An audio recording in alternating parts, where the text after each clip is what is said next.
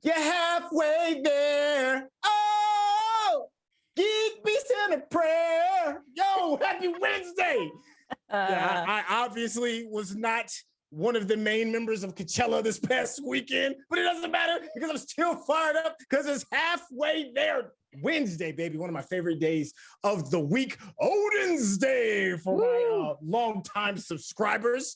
And I know you see this absolutely fabulous person that's sitting next to me before I get into the details and unearthing who she is. Hello, nerds, and welcome to GeekBeast. This is your daily rundown of geek news from geeks like me, geeks like you, and geeks like the amazing MC Sleepy Eve, aka Evelyn. Yo, the DJ on the ones and twos. Spit that hot fire on this introduction. Yo, tell the people who you are.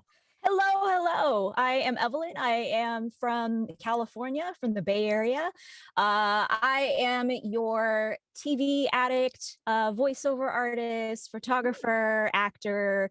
What else do I do? Nonprofit maven. I work for an organization called Family Giving Tree here in the Bay Area, and we work towards educational equity for students here and provide holiday gifts to bring joy during the holiday time. So that is the quick tidbit about me. Wow, that is absolutely amazing. She is a returning fan of the show. Well, excuse me, I take that back. I am a returning fan of you, and you just happen to be on the show today. It's absolutely just, we had such a good time the last time. That was awesome. I saw you on the schedule, and I was like, Hey. Conversation's gonna be good. We're gonna have a really good time. Hey, if you're new to the show, we cover the geek news beat. We share our opinions from you. As you can see, that we are highly melanated, so we are going to give you a highly melanated viewpoint of what's probably been running up and down your Twitter feed, social media, Facebook, all of that good stuff. Now, of course, we have a couple of small little rules. We are not vetting these sources. This is more of a conversation, so don't get fired repeating what you hear on this show because I'm sure your boss is listening. Just chill out and enjoy the chuckles. It's all about the lulls. In case you didn't know already, it's your boy Sintel, and we can go ahead and get started. First bit of news. Spider-Man Across the Spiderverse. I know you're probably like hearing me kind of not say it with a lot of enthusiasm. It's because this is one of my all-time favorite franchises. The animated Spider-Man Into the Spider-Verse franchise is probably my favorite superhero project of all time. That's how much I love it, barring the MCU, all that. So today we heard that the next rendition of it has been delayed. That is a big bummer. Yeah. Were you a fan of Into the Spider-Verse? Oh, it was awesome. It was so unique. It was so different. It had a really great energy. So yeah, pretty bummed, but yeah. You know what? Oh my gosh. It means it'll be even better, right? That's what I'm hoping. Right. Sony's had a couple of shakeups. Morbius didn't necessarily do as planned. Understatement. Yeah, a little bit of the understatement. And Morbius may or may not be, indirectly connected with the Spider-Verse, right? It's still kind of like up in the air depending on what they're going to do with it. So maybe them pushing this back is a good thing. Maybe it has to do with marketing. Who knows? But after seeing the trailer, did you see the trailer for this new one that was supposed to that's been delayed? I have not yet. Oh my gosh, it's absolutely amazing. And then of course it's gonna have like some of our favorite voice actors that are already in it. Let me see, we got Oscar Isaac, whose voice kind of like crept in there on the low. Shamik Moore is coming back to reprise his role as Miles, and Haley Steinfeld, thank you. Yeah, is coming back as well. So those are three like super hitters right there. And of course it's being written by Lord and Miller again, so you got like some of the same old cast that made it a hit in the first go round. Now this is just like part one that's been delayed. We know that it's a 2-part series, and the second one also got a new release date. Oh, I'm sorry, I forgot the most important thing is, you're like, it's been delayed, but delayed from what? So it will now be released June 2nd, 2023, moved back 8 months from its most recent October 7th release date. That's a big delay. Yeah, it's a really big delay. Yeah. It's really long. And the part 2 is even further because part 2 doesn't come out until like March 29th, 2024. But we'll see. There's another like part into the Spider-Verse with Madam Webb. I'm not as familiar with Madam Webb. Does that name seem kind of like, does it strike any chord with you or anything?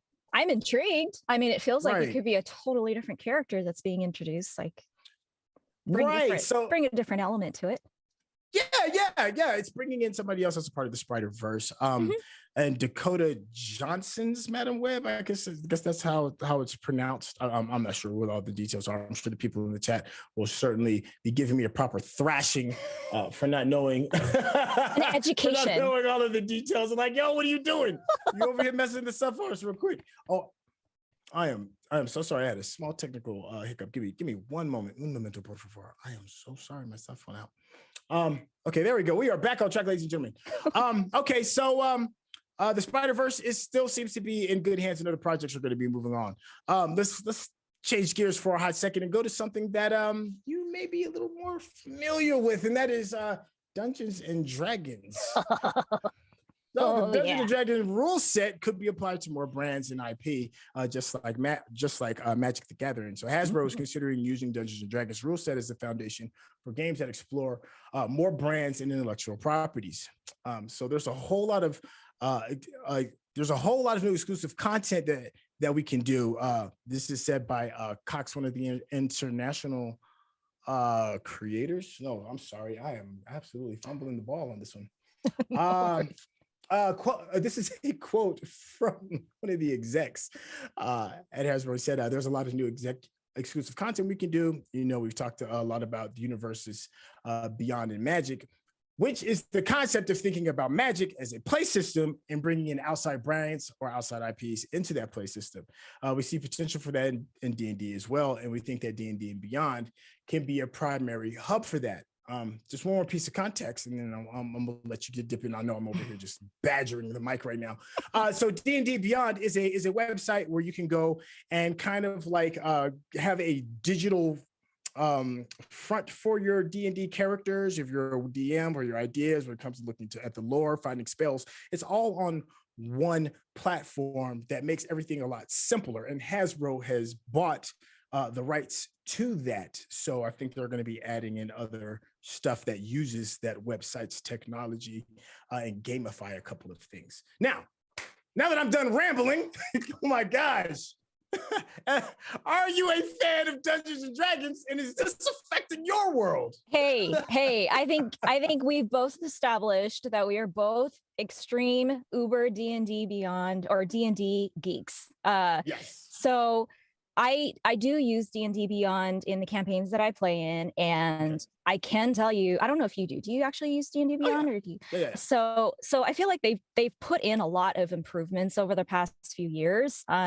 Things with like dice rolls and things like that. There's just a lot of features they've added in, and I feel like they've been priming it to be able to open it up to other markets, right? I feel like they've been thinking about this in the back of their minds the whole time, and maybe this is the time for them to unveil it. Because absolutely, if you think about the rule sets for D&D, you think about the rule sets for Magic the Gathering, it's a strong base to start with, and you can absolutely lay things on top of that and make it work seamlessly.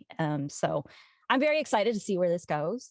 The thing I do have to call out, and I mentioned this earlier before we actually went live, but I enjoy using D&D Beyond for like, my character sheet and all of that, but I am a huge fan of like old school dice rolling. There's just something about having the dice in your hand, throwing it out there, and hitting a natural one and being really, really angry. Flip this whole table. Exactly. Can't flip a table in D&D Beyond, can you? But I backed a project on Kickstarter a while back from a company called polyhero.com, if you were curious about them. And so I got a custom set of dice for myself. I play a rogue in one of my campaigns, and so it was a rogue themed set. And one of the bonus items that I picked up as part of the Kickstarter was this, which I don't know if you can tell what this is. This is a lock, and this is a lock pick. So the way this works is you put the lock pick in the lock. Uh-huh. And I don't know if you can see this, you spin it. Uh-huh. And then you pick your lock, and then it stops at a number, and that's your dice roll. Get out of here, yo! That's brilliant. That is absolutely my D20. brilliant. That's my D20. I'm so excited. You cannot tell me you can emulate that in D&D Beyond and feel satisfied with what they make. I just gotta say. No, you are absolutely fantastic and fabulous for showing me that. Now I'm about to like really look around and try and grab one of them bad boys. I'm sure do you have a dice tower as well? You strike me as the type to have a dice tower. I went for the Wormwood dice tower and tray, and I've got it all set up. It's great. Oh, okay. See, this is the beautiful part. This is what I've been waiting for, was this kind of conversation. This is real news. All right, so it's looking like D&D and Beyond and Hasbro are trying to set up for like some other IPs to kind of like use this technology and kind of like, I guess, stake their claim into the tabletop a frontier based off of a lot of different successes. There's been a lot of live tabletop Dungeons and Dragons style games that's been going on Twitch and YouTube. The huge ones, Critical Role, they had animated series coming out. They're doing a new movie. So like the culture is bubbling right now. And now they're like, okay, well, we're staking claim to probably the best piece of technology regarding Dungeons and Dragons. What other IPs would you like to see entertain this? Oh my gosh. I don't even know right now. That's a good question. I'm gonna send that out to the chat as well, yo. For anybody out in the chat, by all means, please bop in and say what's up to us. One of the beautiful things about this show is that you have access to us. Like you can just hop in and be like, "Hey, what's going on? I'm eating a sandwich." And I'll be like, "Hey, how you sandwich over there, dude?" What kind of sandwich? So, please. Big shout out to the Funkers in the chat. And also Christian Pizzarani. Hey, Rodney, Into the Spiderverse was incredible. Yes, it is. There will be no disrespecting Into the Spiderverse. Let me see. Really Red Tactile Dot. Yeah, that's just really dope. I'm trying to think because they've already included some additional IPs that could use this platform, such as Stranger Things, which is perfect because it's totally based on D&D, so it makes perfect sense. Rick and Morty, which is really interesting. I wouldn't have expected Rick and Morty to be able to use a platform like this. I wouldn't be surprised if they figured out a way to like properly gamify some Marvel properties to go along with it. I know that's kind of like a vinegar and oil kind of thing in this world, but it seems like a good money move. More so than anything else. Well, I know you've got your classics. You've got like the Lord of the Rings or the Harry Potters, right? Yeah, that's very true. Maybe even Star Trek, because I'm sure pretty sure Star Wars already has one already. I'm almost 1,000% certain Star Wars does. Big huge shout out to Christian as well.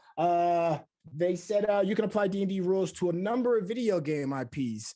Yeah, I mean, I don't know if Donkey Kong and Sonic Mario Brothers are going to really work with that. But let's say, all right, let's try to be kind of for real. Let's say something like The Last of Us. I've always putting that out there. It's a lot of zombies running around, doing some melee stuff. Defunk says, I like seeing the D&D mechanics applied to pretty much mundane things. Let's see a slice of life. Japanese teen girls goofing off after school adventures. Okay, there you go. I kind of want to co-sign off of that. Like maybe some mundane things and make it a little bit more fun as a result of that game system. And then of course, I guess if you wanted to put an adventure into there, they can be the Sailor Scouts. Oh my gosh. I mean, he's got a point though. I'm not mad at it. It wouldn't surprise me if that's already done too, as well. Oh, sure. People get creative. Speaking of games, this game is a winner of one of the game of the years, and this It Takes Two, and it has landed on Amazon. So Dwayne Johnson's $7 production boards So let's see. It Takes Two is an action adventure-based co-op platform game developed by Hazelight Studio and published by Electronic Arts, which centers on a struggling married couple, May and Cody. I don't know if you've played the game before, but this is a pretty relatively accurate representation of a relationship that's going downhill. And well, that sounds terrifying. They're on the cusp of like getting like divorced, and their child is like caught up in the middle of it. And that's how the game starts off with It Takes Two. You have to work together with somebody that you're kind of having a bit of a fallout with. And it works. It's the reason why it's like, one of the game of the years on a couple of different formats. So the film will follow the couple as they contemplate divorce, finding their minds transported into two dolls that their daughter Rose made to represent them. And they must find a way to get back into their bodies, a quest which takes them through the most wild, unexpected, and fantastical journey imaginable. It's really, really good. It's one of those games I highly recommend.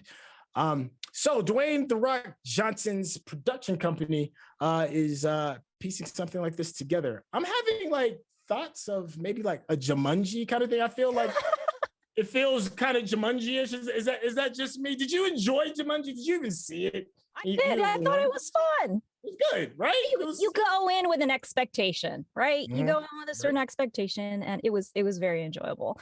But I can totally see. I guess I can totally see that being the sort of entertainment part of the story, right? Because I feel like you can't just have a game be completely gloom and doom. My marriage is falling apart. Right. Like, no, yeah. Where's the fun in that? Right. No, you're actually hitting on something, because when it first starts off, it's like, I don't want to play this. This is depressing. Yeah. And then you jump in and it's like, oh my God, this is tons of fun. I hate you, but we're having fun. It might even be a good form of therapy. Who knows? Exactly. For those that have played the game, just a quick reference, there's a book that's absolutely annoying. It's a talking book. It's the Book of Love, who's trying to like coach them together. And I hope that they do something absolutely terrible to the book in the movie. It's just a small segue. I'm going to keep moving because I want to promote positivity.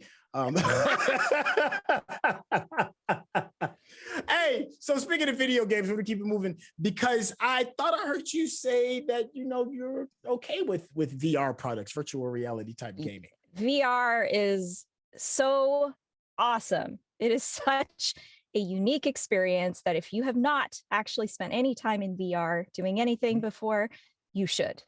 But if you are the type to be motion sensitive, maybe don't.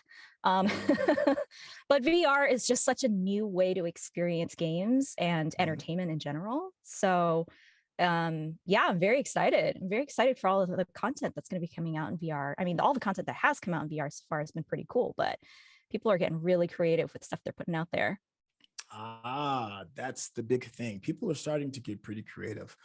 And a part of this creativity was on display today, because Ghostbusters VR is going to be another take on the co-op ghost hunting genre. I didn't even know that was a genre into itself until this headline just informed me there is a ghost hunting genre, in case you didn't know. Now, yes. I need more fear in my life. I have to admit, I am a child of the 80s, and I really enjoyed Ghostbusters. Okay. Well, thank you for joining me, so I don't stand on this hill to die by myself. So when I heard about the Ghostbusters VR, I was like, you mean to tell me I can walk around with a proton pack in my hand and get to like really be a part of this? Oh, I'm all the way all in. Oh my gosh, yeah. So if you had to be one of the Ghostbusters, I can't even think of their names right now. Oh my gosh, Beckman, Spengler, golly, I can't think of it. Are you? I'm like, oh, there's Egon. Egon. So if you were going to play this game, are you going in as one of the original Ghostbusters, or are you going to create your own character, be your own Ghostbuster? I feel like, okay, let me be real. If I were to go into this game, I would want an option to be like Slimer or something. Oh, right. I'm not bad at that. I think that would be so awesome to just be on the other side and just totally throw everybody else for a loop. So if I didn't have to ghost bust, I would choose Slimer. Okay, you know what?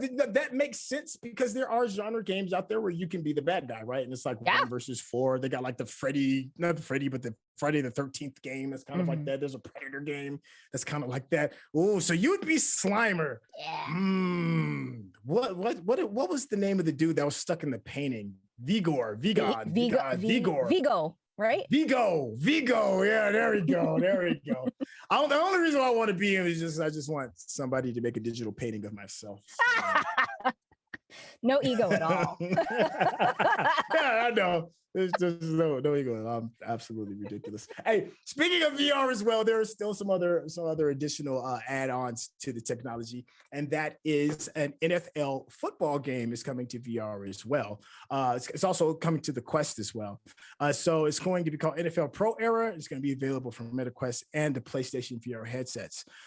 So it's going to let players lead your team to a Super Bowl, improve your quarterback skills by participating in drills, or play catch virtually with your friends in your favorite NFL stadium. So NFL Pro Era appears to be played from the quarterback position only. The game is fully licensed by the league and the NFL Players Association. This kind of seems like an inevitability, right? When you're doing like VR, kind of like sports. Yeah. Have you played any VR sports games? And if you have, like, how true to life did it feel for you? And does this seem like it's going to be like the future? I got to be honest with you. Anytime anyone ever mentions any kind of a sports game, I'm just like, go sports. That is your thing. That is your thing. So no, I have not played VR sports games before, but I can totally see this being something that fits naturally, but you know, word to the wise, you probably want to buy a shield for your Quest so you're not sweating all over your unit, right? Because I have to imagine you're going to sweat your way through this game, especially if you're a quarterback. Yeah. No, I feel you on that. But hold on now. I think Mario Kart counts as a sport. And please tell me you're a fan of Mario Kart, right? I want to see some VR Mario Kart. You want VR blue shell like hitting you right in the back of your head? So I could be the person driving and trying to swat it away at the same time. Like, I don't think that's gonna translate. I feel like if there were any game that would make you sick, it would be Mario Kart, like Rainbow Road in VR. Oh my God, yeah! Especially if you get close to the edge and you're looking into the abyss. Yeah. I mean, it would be kind of neat. It would be neat. I won't. Yeah, I'd be curious.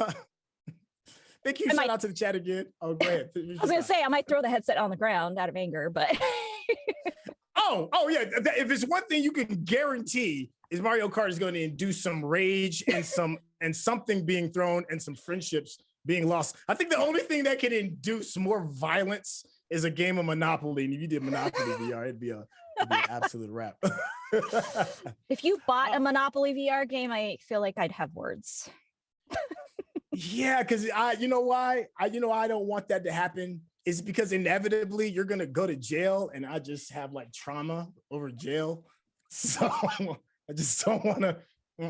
Yeah, no. I hear you. And you know what would really suck about that? Now you got me going on a tangent. Like, how much would it suck if you had to like live in the places that you bought, and you're like stuck on Baltic, and it's just a slum. You see a cat like dragging a body off into the corner, a rat off into the corner, and you're like, this is. Talk about a depressing game. That's as bad as getting divorced, right? That's what I'm saying. What's going on with these games? We're talking about shooting, capturing the dead, saving a marriage, and living off Baltic Avenue. These gaming companies need to get it together. Big huge shout out to the chat as well. Again, just said you're like the buzzing of flies to him. It's regarding to Egon. Job Simulator is pretty damn accurate. I can't play a game where my job is having a job. It seems I hear it's fun. Would you play Job Simulator? Is that you can throw a stapler out of your cube. You can. It's just ridiculous stuff. Like you can do everyday office things and not have to behave yourself. Is essentially what you can do there. See, yeah, that wouldn't work for me because I'd play the game and then put in my 2 weeks and then the credits would roll. Yo, huge shout out to the Funk again, who said they got both VR and AR Mario Kart over in Japan. See, they're just always ahead of everything. Let's see what's going on. There's some great news regarding a Netflix property, because Netflix needs some good news. They lost 200-something thousand subscribers, and they're going to take away us sharing our Netflix with my auntie. She's not going to be upset. But there is good news around the corner, and that is Netflix's Love, Death, and Robots Season 3 is coming May 20th. Have you seen any of the previous seasons? I have it on my list, so that will be something I will be binge watching rapidly. Oh, I'm so happy for you. I'm so happy because it's really good. It's a lot of fun. What's your highlight? And it's different. It's just different. Oh my gosh. As short as season 2 was, I think season 2 was on maybe 8 episodes. Oh, okay. It packs a big punch for those 8 episodes. The season 1, I want to say it's over 20 episodes. Maybe, oh my gosh. Maybe I think that's wrong. Let me look. Volume 1 has 18 episodes. Okay. So it's really chunky, but they're quick. They're like bite size. I think the most is maybe 15 minutes. I think you might spend on one, if that. Oh wow. So you can kind of get in and get out and get your nice little nugget of animation and all the different styles. That's the other great thing. Yeah. It's like that wonderful box of crayons with all the different colors in it. So I'm excited.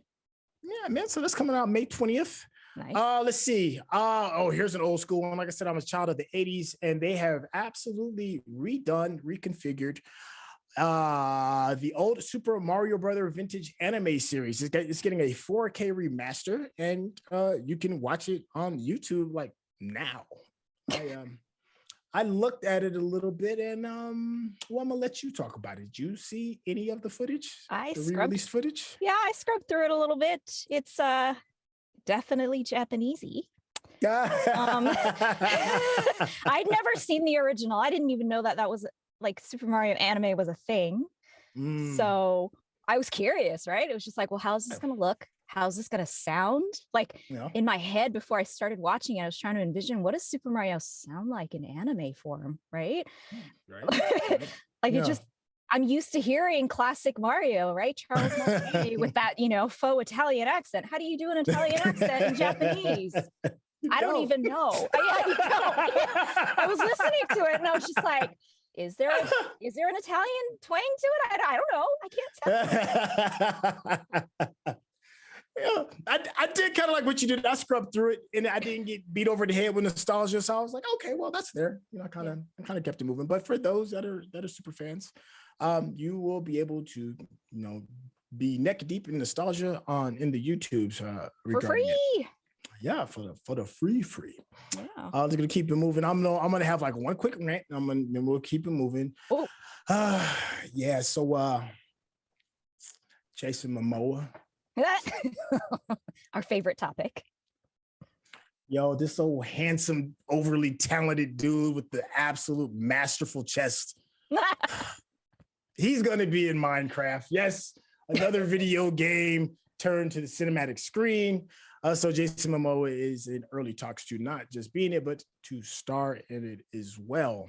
I hate it. No, I'm just hating. It's coming from a place of jealousy. Are you cool with this? The last time we talked, we discovered that he was going to be a Fast and the Furious, Fast 10. Yeah. I think that's what it was. And now he's doing Minecraft. We still on board? You still good? I'm open-minded. I'm open-minded, and I will not objectify him. And I will leave it at that. But yeah, I can't even imagine. First of all, what is the Minecraft storyline going to look like? Starring Jason Momoa. Golly. Is he going to go in? Is he going in blind? That part. I think he's gonna just start him off and just his draws and the axe. He's just gonna be hammering away at rocks or something. I don't. Right, exactly. I don't know exactly how this works. I found this diamond axe. Now, while specifics as to the long-term gestation of the film's plot has been kept under wraps, Jared Hess, Napoleon Dynamite, is now set to direct from a script by Chris Bowman and Hubble Palmer, who did Masterminds. So, I mean, it's there. Okay, I know. Maybe some quirk to it. Maybe. Let me do like one more. I know. I got like 2 minutes left. This is just really cool because we've been on this roll regarding games turned to movies, and there's one more on the list. Our 80s babies again. You might remember Streets of Rage. It was a game that came out a long time ago on the Sega Genesis, I think. I think it was maybe. Well, anyways, they are going to take that old 16-bit. I think it was a 16-bit. Maybe Genesis was 32-bit. Anyways, they're going to take that project to the silver screen as well. But I know you're probably thinking, oh God, didn't we just say that this may not work with Minecraft? But the thing is that John Wick's Derek Koslan is going to write it. So there's a John Wick kind of reference to Streets of Rage. Maybe it'll be an inspired by Streets of Rage, like, loosely inspired. I don't know. How much depth can that game really bring to a movie, right? Right. I do feel like the body count's going to be really high if he is the person, Derek Colston, who created the John Wick action franchise. So it's probably going to be a really high body count for Streets of Rage. Heaven help me if they put dogs in it. Yeah, because you accidentally kill a dog in Streets of Rage. I'm sure the director is going to have something for your ass as a result of it. No, I've been corrected. Sega Genesis, yes, Streets of Rage 1, 2, and 3. So they're going to knock out. Man, is that all 3 films? That is crazy. Sheesh. Well, I mean, the niche is out there. It's sure. all about video games to movies. Hey, I've absolutely stolen too much of your time. It's just that I just didn't want it to end. It went by so quick. It's just like 10 minutes and we're gone. Well, that is going to conclude the new segment of our show today. Yo, thank you so much for tuning in. Evelyn, please let everybody know how they can reach you on your socials. Yeah, you can find me at Sleepy Eve. That's what I am everywhere on social. So just look me up. Feel free to add me, send me a message, share your thoughts about Jason Momoa or whatever we are. Sorry, I said a bad word. I should be more sensitive to your needs. My bad. I'm sensitive. I'm just sensitive. Sorry. Mr. Momoa, you know I kid. Yes, Mr. Momoa, you know I kid. I'm an absolute fan.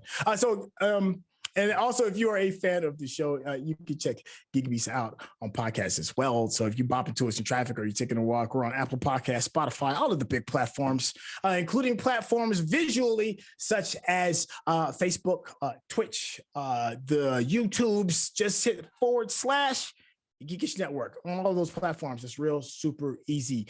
You can catch us on Twitch as well from the old heads that have been here since day one. We're still going to be on and popping with game streams, charity streams, cooking streams, all of that good stuff. And you can use your Amazon Prime account, link to it. Using Prime Game, it costs you nothing. Helps us out tremendously. Speaking of charity, I do need to plug my nonprofit org once again. Please do. Educational equity is a very important thing, and that is what we're working on this summer. Is we are doing a back to school drive in Northern California. So if you are a local in Northern California and you want to get involved, go to fgt.org or familygivingtree.org to learn more information and work with me because we're doing amazing things in the community and you want to be involved because we're cool. Yes. All of that. And why would you not want to work? Look at this. This is just like a match made in heaven. Just make everything better. Make everything better. Speaking of making everything better, Digital Click, ladies and gentlemen, if you're taking a look at all of these surroundings, all of this that's around here, all of this beautiful graphical interface, that is Digital Click. That's what we use. It's who we prefer. They'll even hook your marketing up. We use them. You should use them too.